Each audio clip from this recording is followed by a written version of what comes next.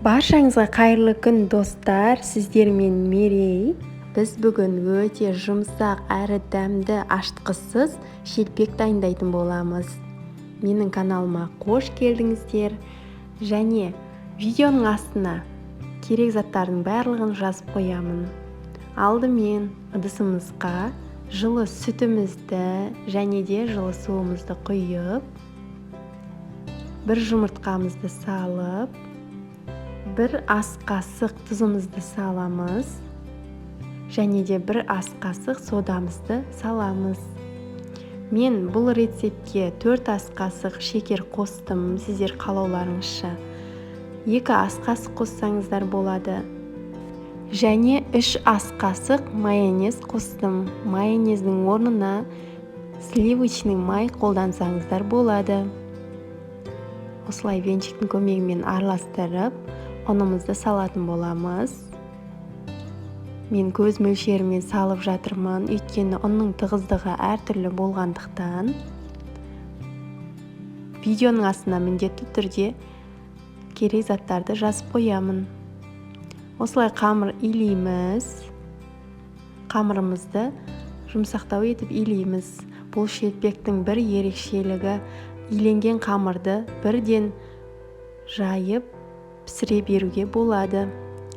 Және де осы иленген қамырдан бауырсақ жасасаңыздар да болады. Міне осылай дайындап аламыз. Және де пышақтың көмегімен 7 бөлікке бөліп аламыз. Өте таптырмас рецепт. Мен рецептің бойынша жасап көріңіздер. Және де өте оңай, өте жылдам жасалынады. Мен шелпектің орташа болып жайылғанын ұнатамын. Сіздер қалауларыңызша үлкендеу етіп жайсаңыздар да болады. Шелпегімізді жұқа етіп жайып аламыз. Мен барлығын осылай дайындап алдым алдын ала, және қызып тұрған табада пісіреміз. 2 жағы қызарғанша пісіреміз.